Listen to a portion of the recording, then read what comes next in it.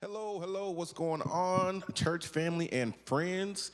Welcome back to week 7. 7 weeks. 7 weeks. Been doing it 7 weeks, Yes, y'all. yes, we are doing it. And we're here again. 7 week, we are reviewing The Chosen as described by the life and times of Jesus, as described by the folks of Chosen. So I am Pastor Alex. Pastor Victoria, you know us by now? Yes, hopefully. Hopefully. Yes, yes. Cool. Let's dive right into it. Man, What were your thoughts on that? Episode 7. it was a slow burn. Yeah, for sure. It felt like a little slow. And Reverend Alex and I were just saying, like, are we going to have a lot to say? But we always do. We always fill the whole hour, so I bet you we will. But it started off kind of odd with the story of Moses. And it was Moses and Joshua, and Joshua comes into the room, and there's Moses, like, making this bronze serpent. And us Bible nerds knew exactly what that story was about, but it just seemed odd. Like, where did this come from? How did this have anything to do with it? And even as I thought about it, I remember the first time reading that story, I thought to myself, why would God have him make a bronze serpent in response? Like, that's supposed to heal them. It felt very idolish. And so sure.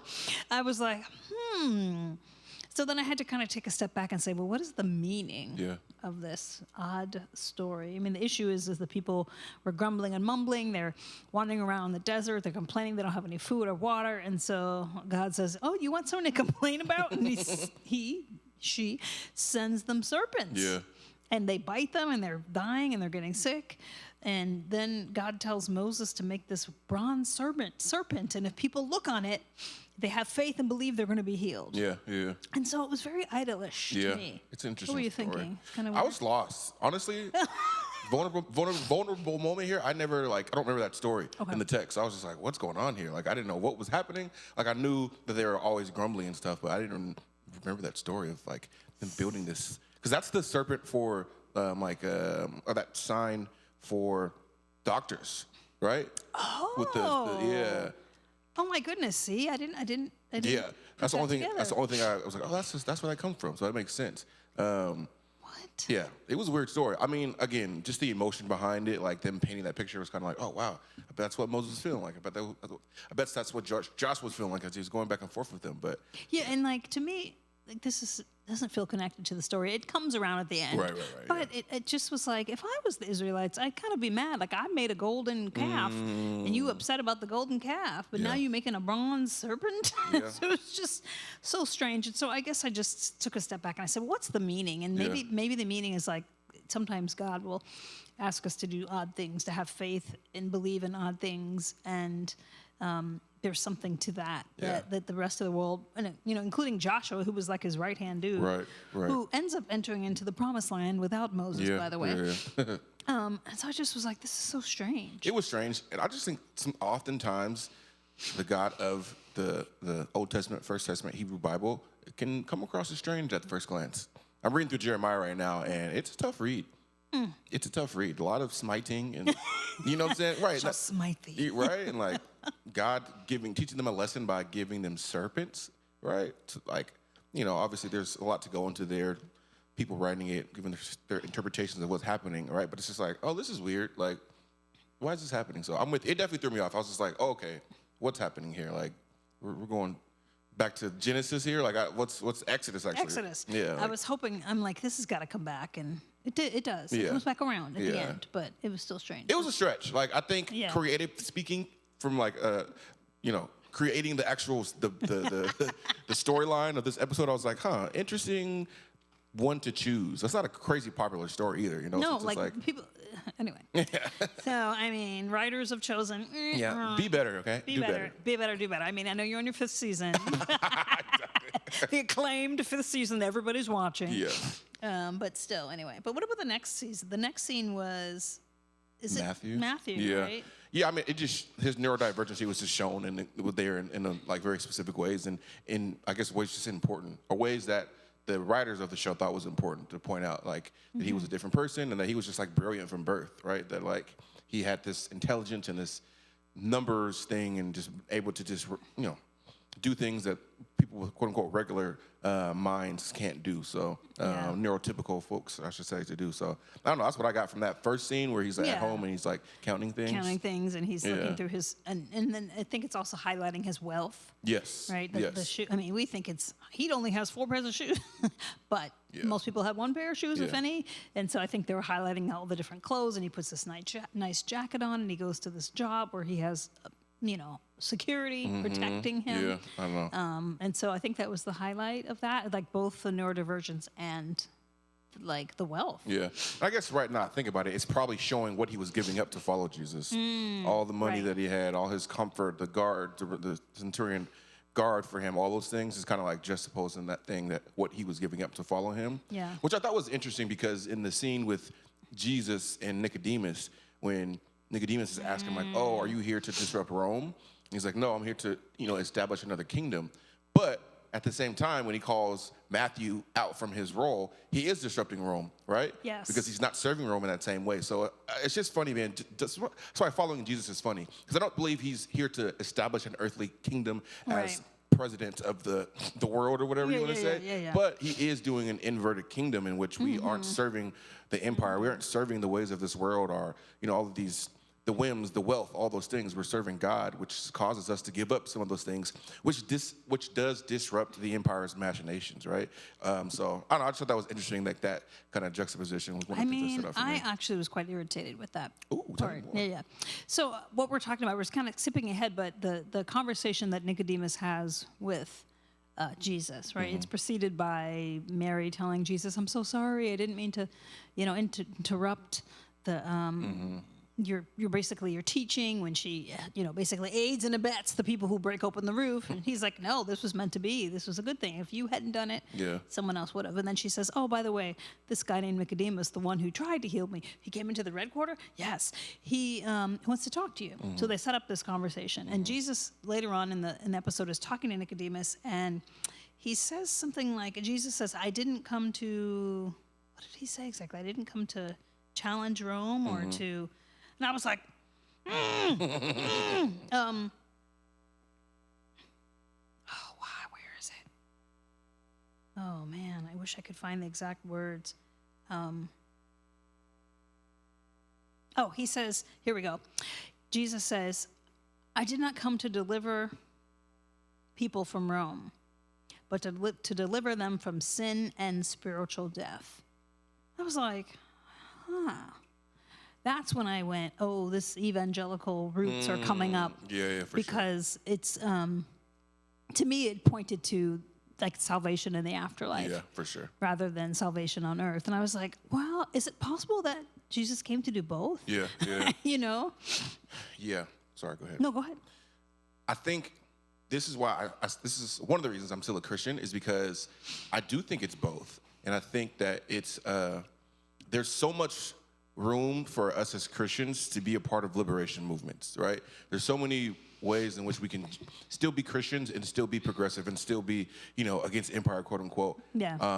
But still be against like the sin of the world in which the evangelicals kind of do it, because at the end of the day, what is harming people is sin, right? So Yes. So I agree with his interpretation in that way, but that's how I take it, because that's just how I take. That's my bias. Yeah. You're right, for sure. Yeah. Like his evangelical bend, but I've like just changed that narrative in my mind when I hear evangelicals do that, right? So that's probably why it doesn't harm me in the same way, because I didn't grow up in that space. So that's how I hear it now, where it's like, they focus on a different type of sin, because it's like a personal, individual sin. Exactly. And I'm thinking societal, which feeds into the personal, right? Like the sin of greed, right? All these people who are hoarding wealth, the sin of lust, all these people who are doing, all those things. Like those are real things. Individual people making decisions that result in this kind of collective sin, oppression. Yes. And so I guess I was just like, but when I heard it, sure. I went, come on now. Yeah. It's like I didn't come to help the people who have been oppressed for thousands of years by so many different, vassal forces, Egypt and Assyria and the Syrians and now the Romans. I'm just like, yes, he did. Yeah, for sure. It's like he absolutely came to free the people. Yeah. from those folks. And he came to deliver us from sin, collective and individual sin. So I was just like, oh man, because I wonder how you see it from that particular lens. Like, yes, it really is about sin, right? But I think I can imagine different people reading it and going, well, this is just how things are. The poor will always be among us. And so, I might as well just make my tithe and I'm good with the Lord. Everything's going to be all right. 100%. Meanwhile, let me just step over this 100%. homeless, unhoused guy as I walk to church on Sunday morning. And it's only about Sunday. So and maybe it's because I was preaching. And I was like, church can't be just on Sunday. What are we doing Monday through Friday? So maybe that was in the back of my mind too. But no, I mean, you're right. The evangelical churches use stuff like that in very, very harmful ways that makes us apathetic to voting, to being right? Now this whole talk track of like empathy is a sin. Is a sin. And it's bad, right? And it's like, oh, that's wild, right? Like compassion is a bad thing. So no, you're 100% right. No, I'm with you. Yeah, it was just crazy. But but if we could talk about that scene a little more, I did love that scene. I thought it was it's interesting that he's under the cloak of darkness. Right? Andrew even makes Jesus a what is it? A hood, a shawl to put on, a jacket, a coat, so he can go under the cloak of darkness. Why did he do that? So did they say cloak of darkness? I guess I no, missed they that didn't part. use that word. But it was pretty like intentional that. At least the show was making it intentional that he made him this thing. I'm like, what is that about? Like that's because I feel like the scripture it makes it seem like it's in John 3. Yeah, John 3:16. Right That's the scripture. Yeah, that's the scripture, John 3:16. But I think Nicodemus I think it's at night. For sure, it's and so at night. they're implying that like, well, why would you meet him at night? Why would you not meet him during the day? And so in the scene, he's found a house. Jesus has found a place they can go and be in secret. And so I think they're suggesting that he had to walk with this cloak in secret so that no one would see him. And it was more for Nicodemus because Nicodemus didn't want to be seen talking to Jesus because they even imply it like, how is that coming across? Jesus says to him, how does it coming across to right to the other Pharisees? And he's like, not well. Yeah. Like you are not somebody that I can talk about in church. Like they're not having it. Right. So, but I thought it was interesting the scene. What did you make of that? I just love. I think I talked about this last time. I probably did. I'm getting old, so I retell my stories. But I just love Nicodemus' earnestness. Right. I think because I just sympathize. Right. Like we're all in situations where we live in these worlds and participate in these systems where like we benefit from them, like, in a certain way. And like Jesus calls us to leave those things. And that's just a tough thing to do, right? That's a difficult place to be where you're like, oh man, like I believe in what he's doing, but it's going to, it's causing my world to be turned upside down. Like it's hard for me to leave, right? And how he invited him to come follow him. And we can see that he wants to do that, but he's just struggling with it. And I think sometimes the church makes it seem easy. Like, we're just going to get up and go. Follow Jesus. Yeah, it's like, no, man, that's hard. People leave real things. Like we're all just people in the world trying to live our life. And I feel like sometimes we put the pressure of the evil systems, right? We put that evil inside the people when we're just people living our life. Yeah. And when God pulls us out of those, it makes us realize that we are participating in whatever exploitative practice it is. Sometimes it's hard because that life has given us things, given us families and homes and all these things. And so it's just not that easy to just like pull yourself out of that. So I just felt bad for him in that, right? And like his earnestness and trying to like listen to Jesus and like understand it. Yeah, like in his born again. Like, exactly. What does that mean? Yes. And then I me the preacher with 2 divinity degrees was like, yeah. No, for real. That is a strange thing to like make sense of. Born again. Are you saying that I'd be born of my mother's womb? She's not even with us anymore. Like, how is that possible? And so I love the example when Jesus talks about what do you hear, and he hears the wind blowing. Can't see it, but you can hear it. And he's like talking about the other sense. You could feel it. You don't know where it's coming from or where it's going. Yeah. Right. And I was like, oh, okay. No, it's good. It's good.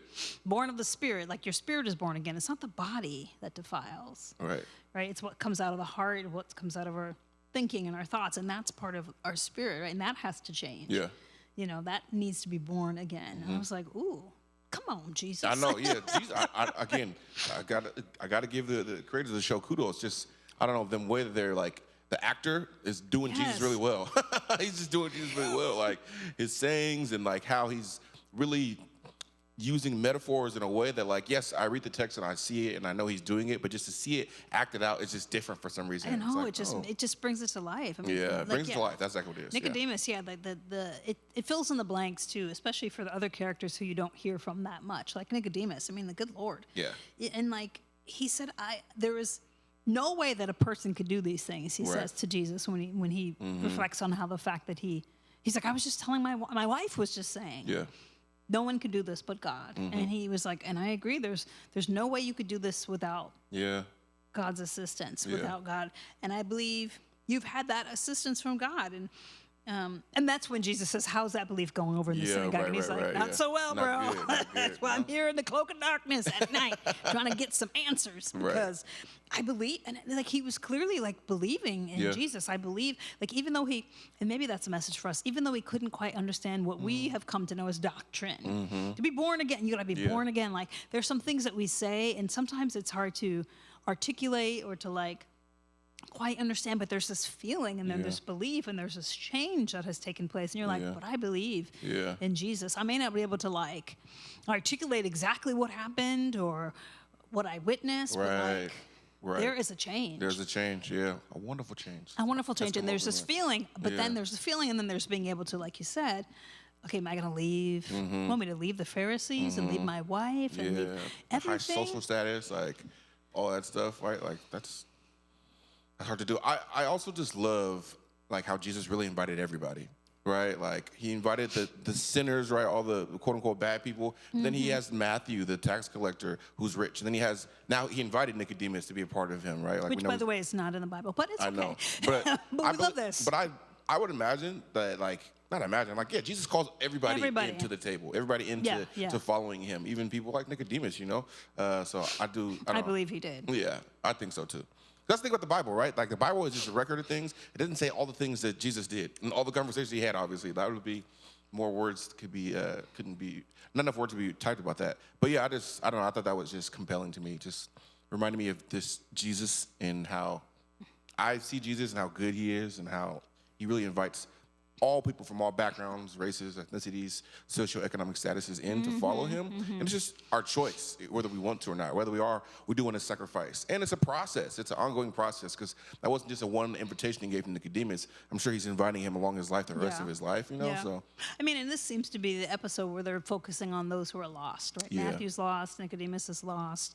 They're trying to find their way, and it's a we'll discover, and if you read the Bible, like Matthew follows him, Nicodemus not so much. Yeah. I mean, maybe in his belief, but not in his action. Right. And so it's interesting juxtaposition of like, you know, later on you see, you know, after we've heard from Matthew or seen, you know, his opulence, his money, his financial situation, and his like, you know, his kind of what is it called when you do things over and over again? OCD, like that kind of, you know, Matthew says yes to that. Yeah. He says yes. I thought Matthew was fascinating too, like finding out that Sabbath, the Shabbat dinner that he was having by himself was outside of his parents' home. I know. That was just like, God. Right, because he has that conversation with his mother.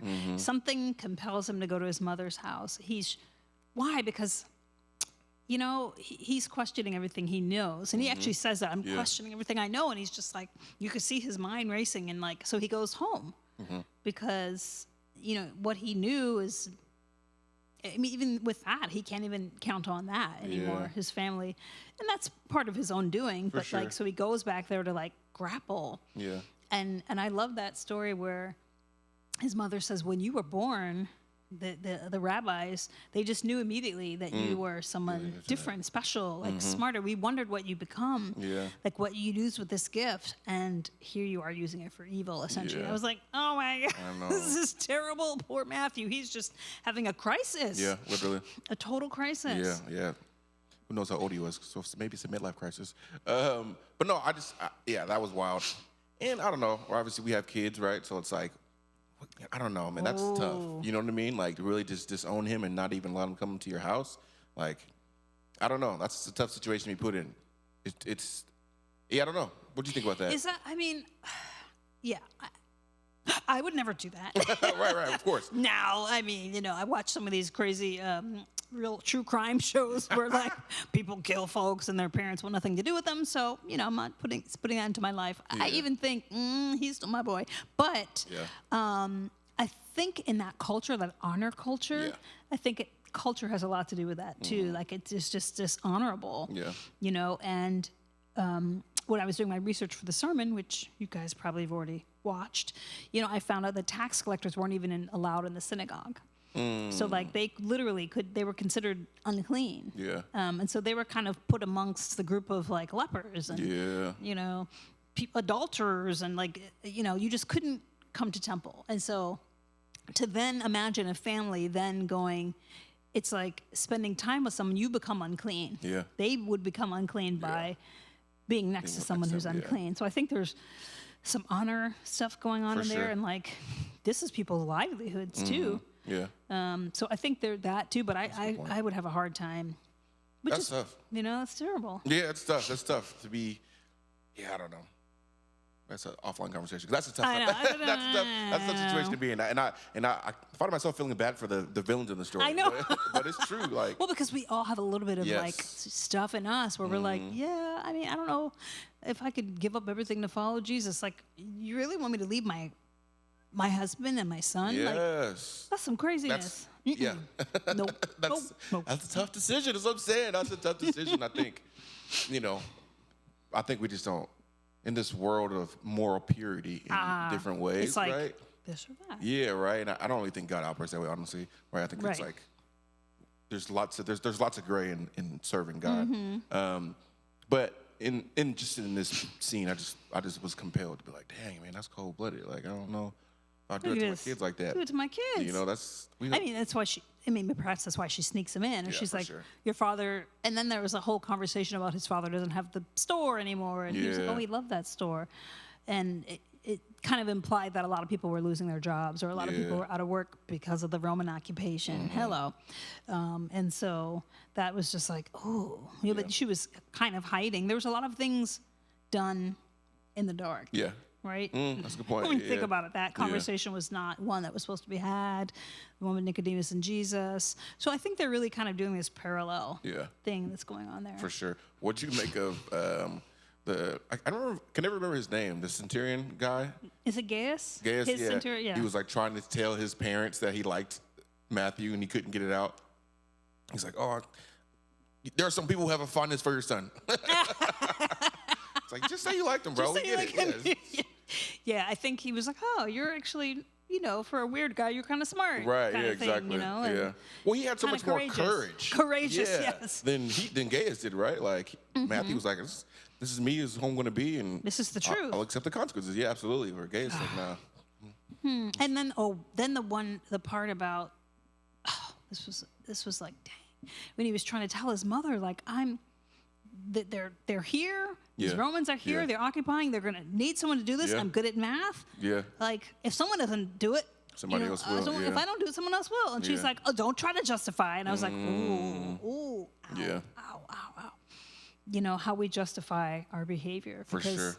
I might as well do it because everyone else is. Or Yeah, there's like tons of movies, drug dealer movies, where like the mom always talks to the son. He's like, if I don't give the drugs, someone else is going to, so I might as well be me, right? I might as well get some money off of this and make away. As if you couldn't find some other thing to do with your gifts. Exactly. It's what she was saying. Like, you have these gifts. Yeah. Like, and so when Jesus comes, that scene where Jesus comes, and is it the last scene? Yeah. I think it is the final scene where Jesus comes and he just happens to be walking by the tax. He just happens to be walking by the tax collection booth, and Matthew's in there, and he's like, ooh. Yeah. Is that Jesus? And Jesus kind of looks at him, and he keeps walking, and then he stops, and I was like, oh man, oh shoot! And he turns back, and he's like, Matthew, son of Alphaeus, follow me. And I was like, and Gaius is like, get away from here, preacher. Right. You know, and so here you have people on both sides. Yeah. Gaius, what do you give? You want to give up everything? You want to give up your livelihood? You give up your status? Give up your protection? And then there's Simon. Yeah. You don't understand who you're asking. And so I was like, oh, everybody has something against my man. Yeah. I'm like, what something in against the Matthew. world? Yeah. That's a tough situation to be in, too. Yeah. Like, you don't understand what you're asking. Do you even know him? And he goes, yes, Yes, I do. He said, it's not the same. He said, Jesus said, you said the same thing about yourself, that Yeah. that you shouldn't be called. And he was like, but it's different. What did he say? It's different. And he said, get used to Get used to different. I different. was like, Yeah. oh, Jesus, you're so good. I know. That's what I'm saying. The actors doing so good. Doing such a good Jesus. I know. I really appreciate Jesus. And I'm glad that he's so much more in this episode too. Like, Yeah. I feel like he's definitely picked up. In the beginning, it was like, come on. Right. I need to see Jesus. Yeah. Well, that's what the show's about. Was this the mother-in-law healing episode too? No, that's the next one. Gotcha. Never mind. Just kidding. No, what else? What JK. else? Ooh, Man, I put that in the wrong spot then. I was going to talk about that.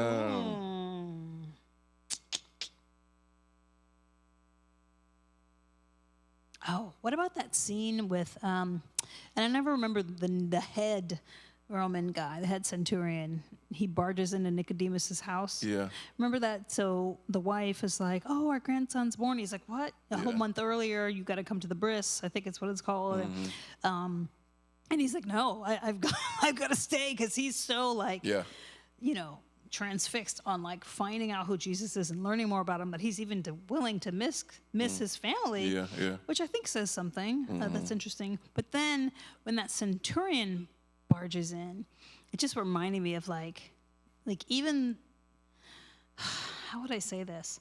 I thought to myself, wow, they were just trying to underscore like how, because when he barges in, Jesus says to him, not Jesus, Nicodemus is like, I'm sorry, you can't just barge in here like this. And then he looks up and he sees it's the centurion. He's like, oh, then he's all deferential. Right, He's like, right. man, I know. imagine what it's like to have no, like, for someone to have control over your life like that. Yeah.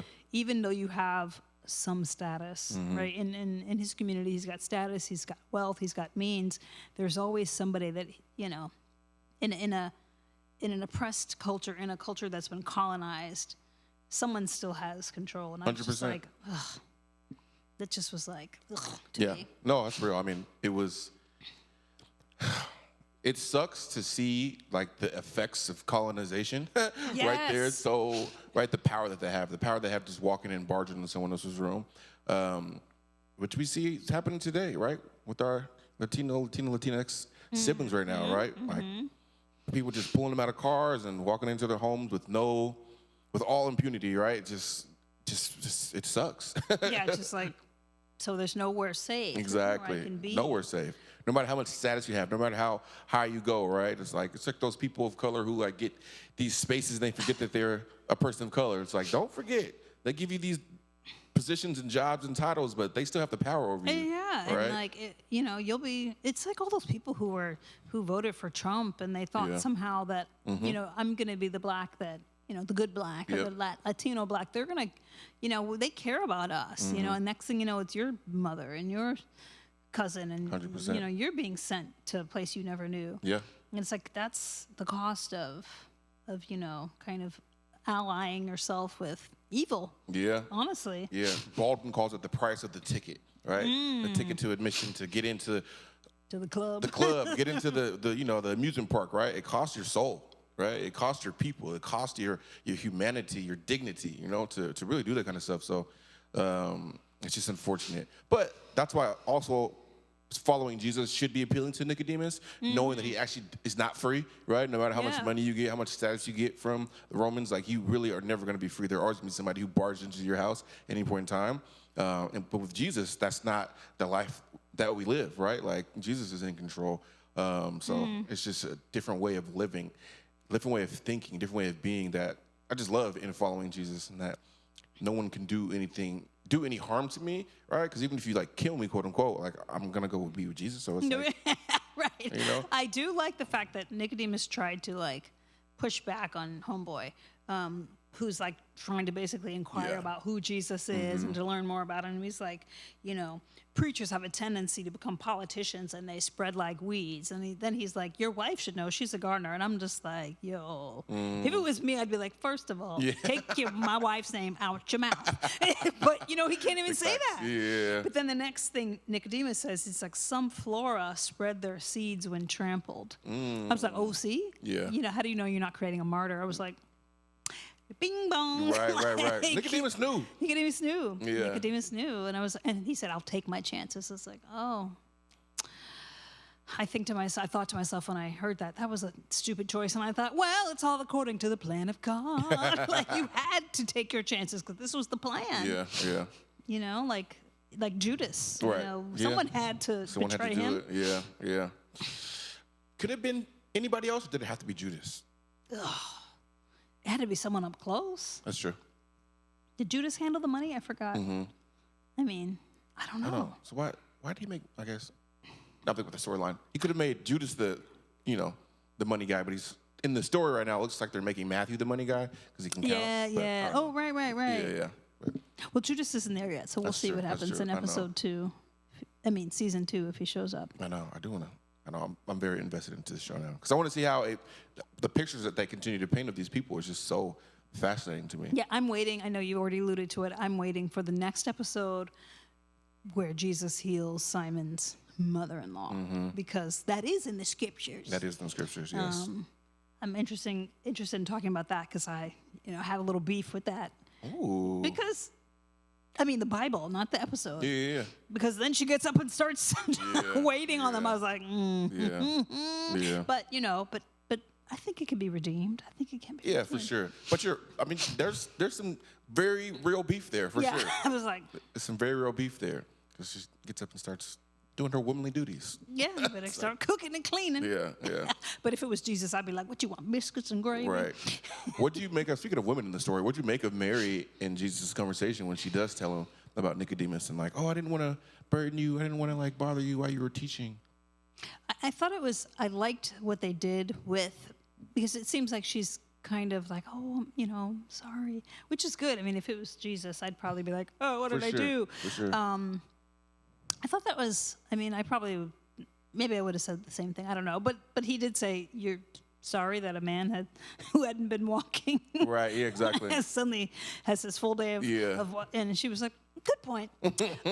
But I like later on when Simon is like, I don't think you should go to this meeting. Yeah. Thus why one of our parishioners was like, Simon was getting on my nerves. Like, always, like, you don't think Jesus knows? Like, didn't you just see what he could do? Right. He could protect himself. I'm pretty sure. But Simon's like, I don't know. Should you go to this meeting with Nicodemus? It's a trap. Blah, blah, blah. I should go with you. I want to go cut off his ear. He didn't say that.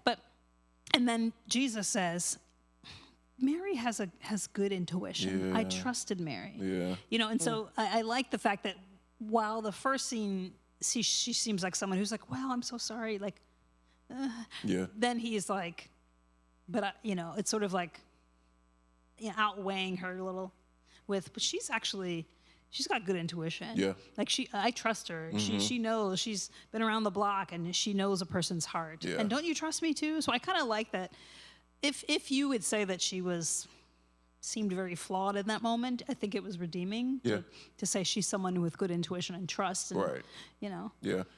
And speaking of that point, I didn't even think of it that way. Like the fact that he trusts her because she's been around the way for a while is because of all the things that she's gone through, and she's dealt with so many people and all the things, right? So she's able to be more shrewd than she even knows, right? Yes. That was Jesus really affirming her in that moment by saying, the things that you've gone through, I have redeemed, right? Yes. I have brought back and I have made good, right? All things work together for the good of those, right? And I think that's one of those things, which is just a testament, I think, to all of us. I like all the things that we have done in our life create the people that we are today, right? The good, the bad, and everything in between. And so I just think, it just gives us courage because somebody might be in a bad season right now, in a tough season. I mean, it's 2025 in America, so we all in a tough season if you think like we think in one way or another. But some people are in more worse situations. But we just got to really believe what the scriptures testify about God to be and Jesus to be, and that just that redeeming person. And I know, figure. and then, like it makes her relatable that she is someone who's been through so much and seen so much and witnessed so much and was redeemed, and that there's hope for those people who are like really struggling, really going through it. That God will use it. Yeah, God will use it. Yeah, for a fact.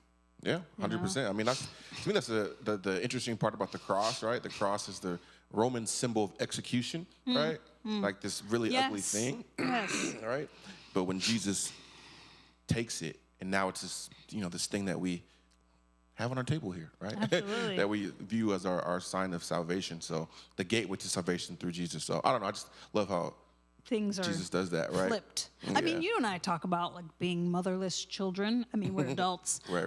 But like now we know what that's like, and we can really be with people and accompany people and like say, maybe not with our mouths, but like with our hearts, that we are with you. Yeah. Like that's something that, that feels like a burden sometimes. But it's also a gift in the work that we do as pastors. So it's like God will redeem, for sure. God will redeem the mess, right? And bring you up out of it. And it's not that you just forget about it, right? Which a lot of people just forget about your worries. I'm like, man, I'm not forgetting about it. This is what makes me who I am. Right. It makes me a good pastor, a stronger person, all these other things, all the cliches. Right. So anyway. But it's real. And I think that's why we come to church every Sunday because we bring those issues, we bring our anxieties, because when we leave, we feel better. But then life happens on a Monday and Tuesday and Wednesday, and those anxieties come back, right? We just got to lean on what we know about Jesus. What we know about Jesus, to be that redeeming person, the person who does make all things new and all things good. And so I just got to believe that these ridiculous times of Trump and genocide and all these things is, God's is somehow in the weeds redeeming things, even if I can't see it, right? It's like he told Peter, right? Expect different. And so I'm expecting different. I'm expecting God to move in ways that I don't even know about. And it's going to be for our good, Absolutely. It's hard to believe that sometimes. That's why I just keep thinking about, the Nicodemuses and the Matthews of the world, who are the villains of the story, and how it's difficult for them to follow God's going to redeem Jesus. that. Because God's going to redeem that too. God's going to redeem Trump, who made a video of him pooping on the protesters. Did you see that? I did not see that one. Hopefully God will redeem that. AI, make up anything.